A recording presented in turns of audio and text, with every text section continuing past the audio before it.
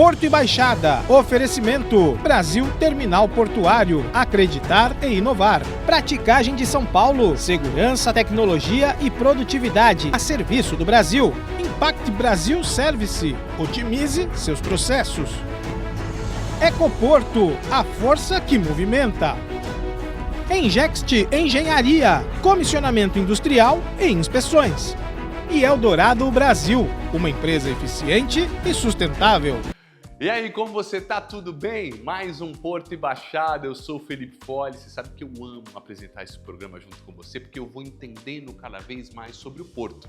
E eu sei que você também, não é mesmo? Hoje o programa tá incrível, como sempre, recheado, e vamos falar sobre café, um eventaço sobre o café e o seu futuro e os desafios. Também sobre a indústria do petróleo e do gás, gente. Mais praticagem de Santos e a praticagem de São Paulo. Como que funciona? Como foi esse primeiro semestre e como será daqui para frente? Tudo isso agora, neste momento, então não saia daí. Começou!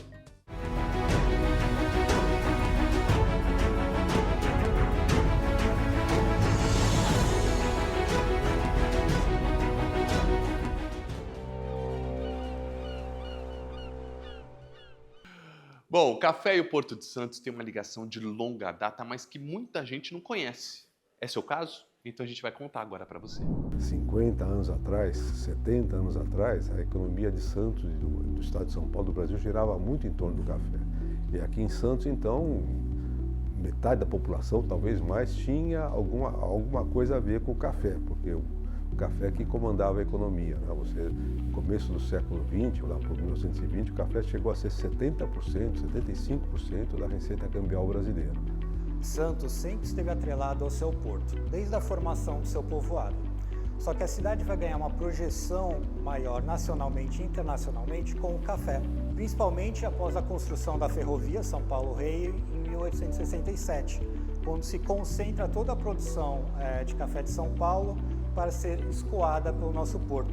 Conforme essa cafeicultura avançava no interior do estado e São Paulo se consolidava como principal produtor, crescia a importância de Santos nesse mecanismo, de exportação de café, ao ponto que no final do século XIX ele já passava ao porto do Rio de Janeiro e se consolidava como o principal porto do café.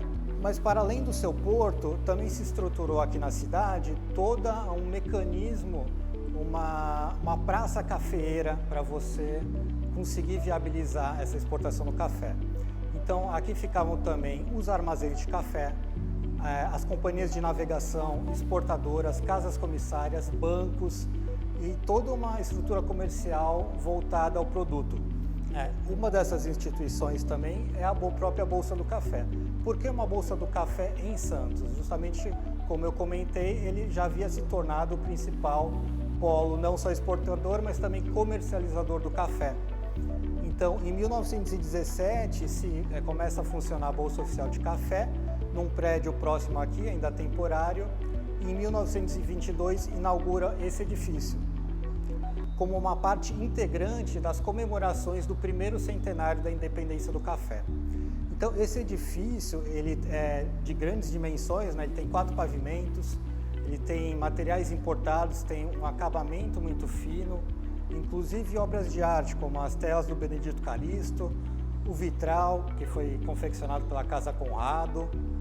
Então, para além de abrigar a Bolsa, esse edifício ele vai receber uma função que alguns autores falam de edifício monumento ou edifício propaganda. E propagandear o quê? Propagandear o café e o estado de São Paulo. Agora, a principal função da Bolsa era intermediar as negociações de café. No começo do século XX, mesmo a Rua 15 era chamada por então da Wall Street do Brasil por causa disso. Todas as grandes empresas de café do mundo tinham um escritório na Rua 15. As agências bancárias brasileiras na Rua 15 eram o número 2, tinha um em São Paulo, outro aqui, e aqui se movimentava mais dinheiro naquela época do que em São Paulo. A Bolsa ela funcionou, teve o seu auge na década de 20 e 30 e funcionou os pregões até o final da década de 50, quando a Bolsa vai gradualmente perdendo a sua importância até o seu fechamento em 1986. esse polo comercial também migrava de Santos para outras regiões, como por exemplo Minas Gerais. Santos ainda conta com bastante empresas, não é, ligadas à exportação de café. Então, as principais, as maiores empresas mantêm ainda aqui em Santos seus escritórios para fazer a negociação. A concentração dos embarques que saem sempre é no sul de Minas Gerais. Então, e o Porto de Santos, pela localização, ele é de extrema importância, né? Ele está muito próximo. Então, o caminhão, quando desce, é o porto mais próximo para fazer esse embarque. E a vantagem de operar aqui são as rotas marítimas. Santos tem uma quantidade de navios que atracam para poder atender os principais destinos necessários para o café. O Brasil é líder na produção de café, isso já por muitos anos, né? Então, a gente entende que realmente isso continue como é, talvez até crescendo, né? A gente brinca que a cada 3 xícaras de café consumida no mundo, uma é brasileira, né? O Brasil produz aí sempre na faixa das suas 60 milhões de sacas de café, próximo a isso, né? Anualmente. Então, a Conab soltou agora o segundo levantamento de 58,8 milhões de sacas de café, é a estimativa que ela apresenta, né? O sul de Minas Gerais é responsável por grande parte dessa produção, né? Devido à localização, à altitude, o solo, então a produção de café está concentrada no sul de Minas Gerais. O café continua crescendo no Brasil e no mundo, o Porto de Santos continua sendo o maior porto exportador de café do Brasil e do mundo. Vai continuar por um tempo assim, não sabemos como é que vai ser no futuro, porque nós estamos desenvolvendo outros portos no Brasil também, mas sempre vai ser um porto importante do café. Eu imagino porque nós estamos na beira de um funil de estradas de ferro, de estradas de rodagem construídas ao longo de 100 anos, que desembocam no Porto de Santos. Então, a região produtora de café do norte do Paraná, do estado de São Paulo, do sul de Minas, todas elas têm caminhos que chegam a Santos. Então eu imagino que Santos sempre vai ser um porto importante para nós embarcarmos café. O Brasil cresce no mundo na produção de café. Nós somos primeiro mundo na produção, bem distante do segundo, que é o Vietnã, do terceiro, que é a Colômbia, do quarto, que é a Indonésia. Nós produzimos mais por hectare, preservando o meio ambiente. Esses problemas com o meio ambiente não são do café que nós temos aqui no Brasil. Nós somos considerados os cafés mais sustentáveis do mundo e, portanto, a tendência é crescer a participação do café brasileiro no consumo mundial. O consumo continua crescendo no mundo todo. Nós brincamos que aqui no Brasil só tem uma bebida que o brasileiro bebe mais que o café, que é a água, porque 96% dos brasileiros se declaram tomadores de café.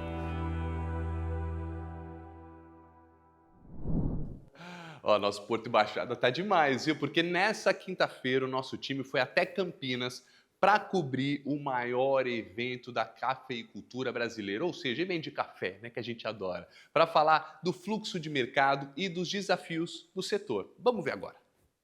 Que tal um cafezinho durante um encontro, uma reunião de negócios? Aqui tem para todos os gostos, degustação para aguçar o paladar e muita informação em palestras e painéis. É a 10ª edição do Coffee Dinner and Summit, evento promovido pelo Secafé, Conselho dos Exportadores de Café do Brasil. Realizado em Campinas, interior de São Paulo, teve como tema o futuro do fluxo do comércio, protagonismo e liderança dos cafés do Brasil. Esteve presente a assessora técnica da Confederação Nacional da Agricultura. Houve um anúncio aqui no evento pelo secretário de Política Agrícola, Guilherme Campos, da queda dos impeditivos para que produtores pronafianos e pronampianos acessem também os recursos do Fundo de Defesa da Economia Cafeeira, que é o FUNCAFé.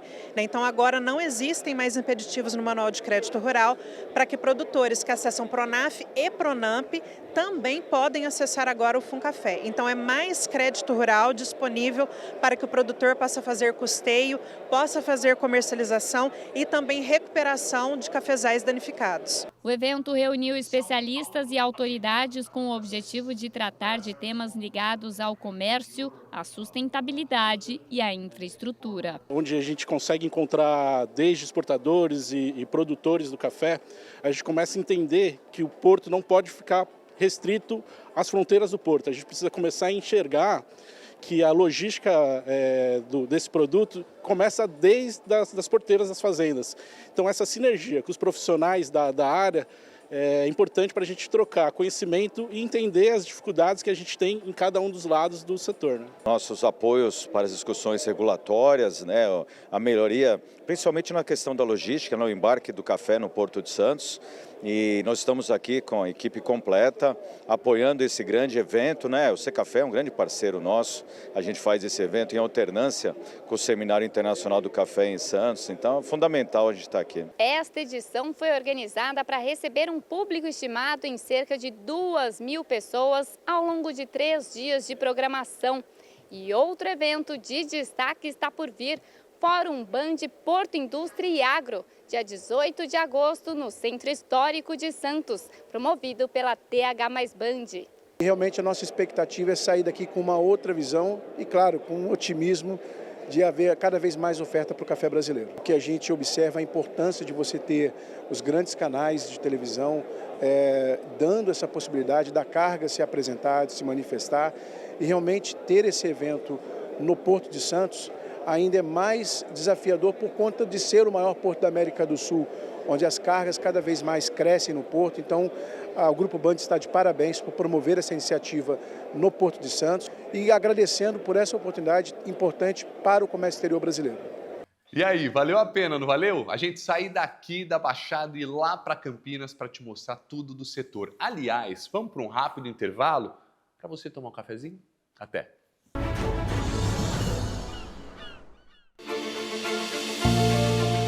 Como tirar os sonhos do papel? Quer um conselho? Comece com um plano. Um plano visionário, que fuja dos padrões, que vá bem da terra ao mar.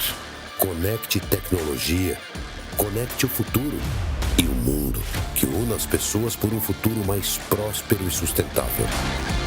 Um plano que siga em movimento, em um vai e vem surpreendente, intenso, desafiador e cheio de realizações.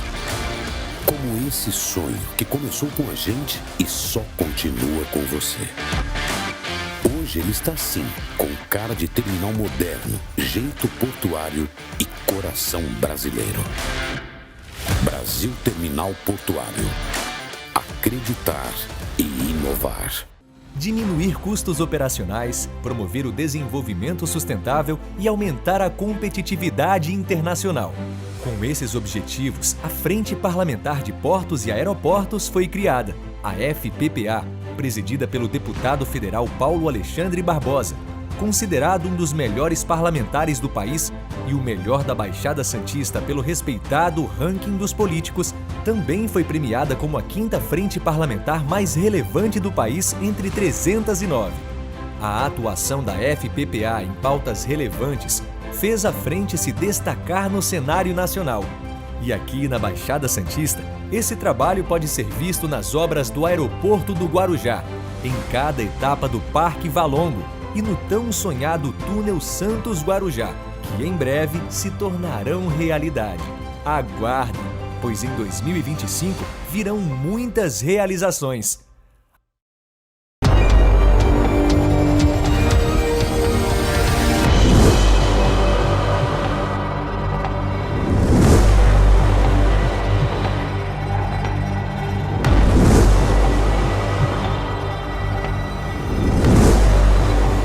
É de Mato Grosso do Sul que sai a celulose da Eldorado Brasil para mais de 40 países.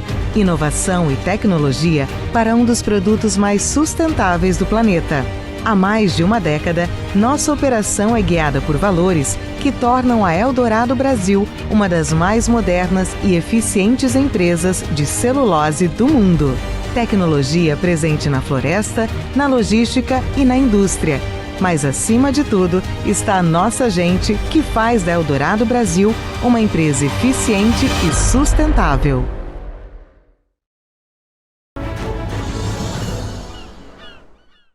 Tomou um cafezinho com açúcar, adoçante ou sem açúcar? Isso é raiz. Quero saber depois. Conta pra gente. Agora vamos seguir com o programa porque rolou a 2ª edição do SP Offshore, um eventaço da indústria do petróleo e do gás. Então o nosso repórter Fábio Garcês foi lá.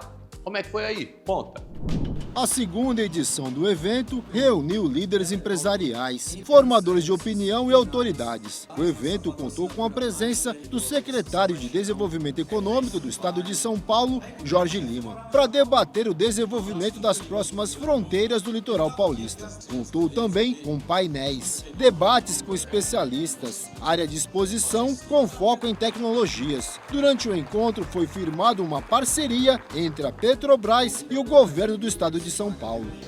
Nós temos aqui hoje um número expressivo de participantes, um número expressivo de instituições parceiras, mostrando que todos estão apoiando essa iniciativa do BRENC, Brasília Energy Council, que está baseado aqui em Santos e que pode, com isso, ser o catalisador desse movimento que, como eu disse, é nacional, embora os benefícios sejam sentidos aqui na região. Aqui a gente está falando de trocas ricas de experiência, falando de petróleo e gás na cidade de Santos, mas envolvendo a região metropolitana da Baixada Santista como um todo. Discutir isso aqui é extremamente importante. Petrobras hoje tem um grande desafio, que é garantir a segurança energética do nosso país. Hoje a gente é responsável por 90% da produção de óleo e gás do Brasil. E 50%, quase 50%, vem exatamente aqui de São Paulo. A Bacia de Santos está consolidada como principal polo industrial nacional. Atrai investimentos, impulsiona o crescimento do setor e gera milhares de empregos diretos e indiretos nas áreas de produção, logística, serviços e tecnologia e qualificação profissional. A Petrobras tem uma presença muito forte aqui.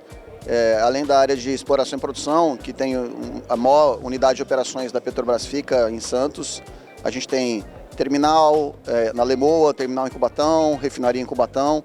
Todos esses lugares a gente tem investimentos interessantes previstos. Temos já em andamento uma obra de expansão no terminal de Alemoa. Faremos muito em breve uma obra bem grande ali na refinaria de Cubatão, na RPBC. A primeira edição, realizada no ano passado, reuniu mais de 750 participantes, 100 empresas, 60 especialistas e 18 entidades apoiadoras. E na segunda edição, esses números foram duplicados praticamente segundo a organização. A gente sabe que eventos como esse, São Paulo Offshore, são importantíssimos para fomentar a economia da região. É um setor que vem crescendo a cada ano, descoberta de novos poços de petróleo, de novas oportunidades, vão gerar emprego e contribuir para o crescimento não só da nossa cidade, mas de toda a Baixada. Se a gente considerar que essa é a segunda edição e que na segunda edição a gente já conseguiu mobilizar toda essa quantidade de empresas patrocinadoras, instituições parceiras e participantes e considerar que a gente conseguiu dobrar o número para a primeira edição, a gente mostra que é um movimento que já deu certo. O evento reuniu também especialistas e agentes públicos e privados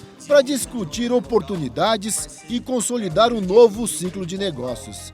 Hoje São Paulo já tem uma mão de obra extremamente qualificada, uma infraestrutura, capacidade técnica e a gente não pode ficar atrás. Então hoje nós temos mapeadas todas as competências, principalmente aquelas que estão sendo demandadas hoje. Então quando a gente fala das qualificações básicas, o mecânico de manutenção, o eletricista, todo profissional que atua na área de metalurgia, a instrumentação industrial que se conecta fortemente com todo o setor de exploração e produção, as plataformas flutuantes e as próprias refinarias. E nesse sentido o Senai traz formação para esses profissionais que trabalham com gestão avançada de ativos, usando ferramentas de inteligência artificial e principalmente os aspectos relacionados à segurança cibernética.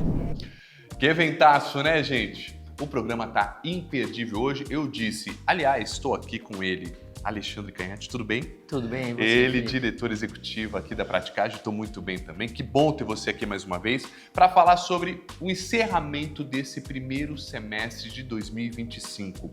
Antes da gente falar dos resultados, do futuro, né, do nosso segmento portuário e da Praticagem, queria que você falasse um pouco da organização da Praticagem. O que é, como funciona e o que a gente espera. Perfeito. Bom, muito obrigado de novo por essa oportunidade. A Praticagem, ela já foi uma cooperativa lá atrás, quando os práticos trabalhavam individualmente. Aí ela evoluiu por uma empresa, o apelido era P1, o nome era Práticos, Serviço de Praticagem de Santos e Baixada Santista. E agora ela evoluiu, desde 2022, ela evoluiu para a seguinte formatação. Cada prático tem a sua SLU. O que é SLU? SLU é Sociedade Limitada Unipessoal. Então, cada prático tem o seu CNPJ. Hoje nós somos 60 práticos aqui na associação e essas SLUs estão associadas a uma associação chamada Coordenação Geral do Serviço de Praticagem das EP16. Só que para a execução do serviço de praticagem, você precisa ter o prático, tá ali, cada SLU tem seu prático. Precisa ter a lancha e precisa ter a atalaia. Então, ao invés de cada SLU ter a sua própria lancha, o que seria um custo muito alto, né? Imagina 60 lanchas. Então, e cada SLU ter a sua atalaia, seriam 60 atalaias, né? A associação, ela faz uma otimização dessa gestão. Compra e faz a distribuição. Ela contrata o serviço de 2 outras empresas, né? Quais são essas empresas? A empresa de lancha, que é a São Paulo Apoio Marítimo e Portuário. Ok. Tá? E a atalaia, que é o C3OT. Então, essas 2 empresas, elas têm outros clientes, além da associação, okay. Mas elas também prestam serviço para a associação. O serviço de praticagem, nós sabemos, né, há muito tempo o porto cresce em termos de carga, praticamente 5% ao ano. Isso é quase uma mágica, cresce, mas é fantástico. Muito, sim, né? Sim. E o número de terminais aumenta e o número de navios aumenta. A economia aumenta. E o tamanho dos navios também aumenta. Sim. Então a gente tem visto aí navios cada vez maiores, trazendo mais cargas.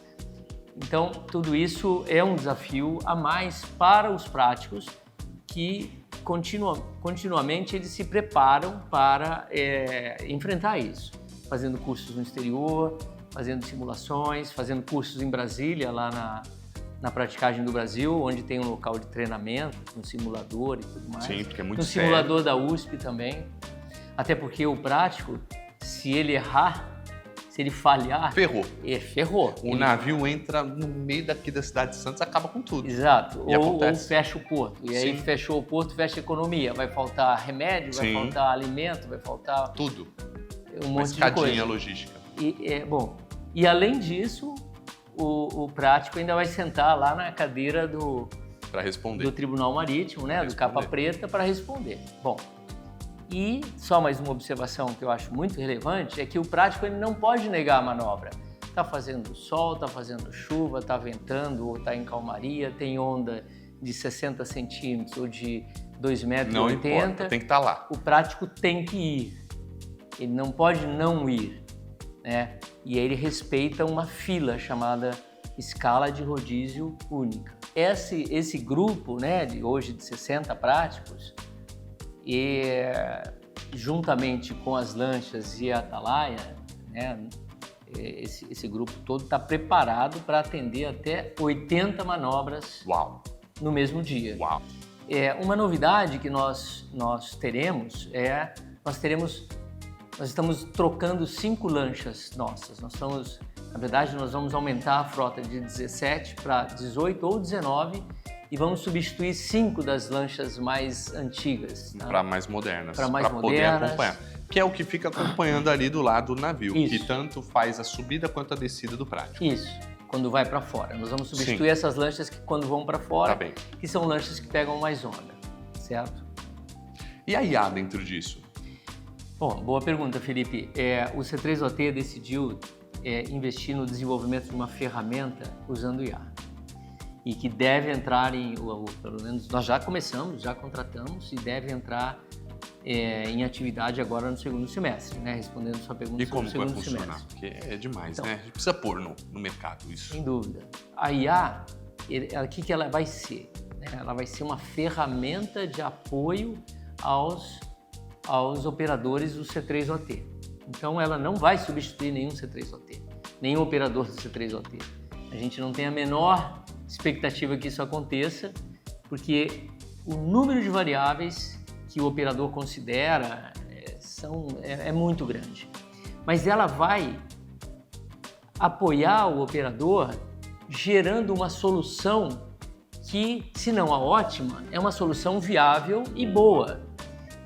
E com o tempo, Felipe, ela tem o Machine Learning, com o tempo ela vai aprendendo com os próprios operadores. Com certeza. Então, qual a expectativa? É que com esse aprendizado, ela vai subindo a régua, ela vai sugerir uma coisa e o operador vai aceitar ou não. O operador não aceitando, vai dar a sua própria solução. E aí vai alimentando essa IA. E ela vai comparar o dela com o operador. Nossa, olha que legal. Foi melhor. Foi pior, foi melhor. Então ela vai aprendendo. Com o tempo, a expectativa é que ela vai subindo a régua. Ela seja ainda das mais assertiva. Soluções. Ainda mais entendeu? Assertiva. E também ela vai dar uma padronização nas soluções dos operadores. Boa. Então vocês já devem estar acompanhando, né? A praticagem ela tem obviamente um viés muito alto na segurança. Primeira coisa é a segurança. Não vai arriscar, não dá para arriscar. Ela faz com segurança, ponto. Sim. Aí dentro dessa segurança, ela busca aumentar a produtividade. Então o que significa aumentar a produtividade? É aumentar o número de cruzamentos de navios, que às vezes acontece até aqui na frente, mas navios maiores só tem um ou outro local para cruzar. E também aquela manobra, chama manobra casada ou manobra um pelo outro. A manobra casada ou um pelo outro é quando o navio entra. Então tem um navio aqui atracado, vamos colocar no BTP. Ok. Aí o navio que vai ocupar essa posição entra antes, gira para atracar, esse sai e ele atraca. Entendeu? Como era antes disso? O navio ficava esperando aqui fora do canal. Esse tinha que sair. Esse sai, demora 1h30, 2 horas para sair. Para ele entrar e ainda dar o giro. Aí depois que ele sai, esse aqui entra 1h30, 2 horas para entrar, dá o giro, ou seja, 5, 6 horas. Nossa. Daquela posição do terminal ociosa. Sim. Quanto custa isso? Você sabe o terminal, quanto custa um terminal com aqueles gigantescos portainers, aquele pessoal super qualificado para operá-los, aqueles caminhões esperando as cargas, enfim. Eu me considero muito privilegiado de trabalhar aqui na praticagem, exatamente porque não tem rotina, os desafios são enormes e os resultados são muito visíveis. Não é um trabalho que você não vê o resultado, você vê o resultado e isso é muito bacana. E a nossa equipe, nós temos uma equipe de excelência e cada vez mais o turnover aqui é quase zero. A gente agora, mais uma novidade, a partir de 1º de julho, nós implementamos um programa chamado PAI. Então nesse programa, a turma que está fazendo um curso de interesse nosso e dele, que vai ajudá-lo a melhorar o seu desenvolvimento profissional, nós estamos financiando. Então, assim, é uma empresa fantástica e que, assim, eu tenho muita honra de estar como diretor executivo dessa associação, que no final das contas gera esses empregos e todo esse bem-estar. Muito bem, obrigado. Muito Felipe, bom falar contigo mais uma vez. Tenho certeza que ajudou muito a nossa audiência, que agora sabe mais ainda sobre o Porto e a praticagem. E eu te espero semana que vem. Tchau!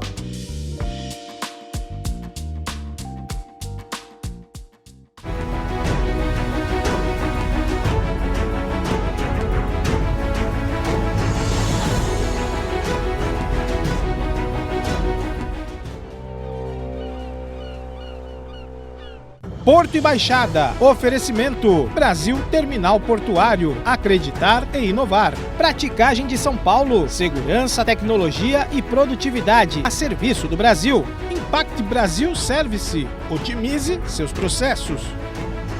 Ecoporto. A força que movimenta. Engext Engenharia. Comissionamento industrial e inspeções.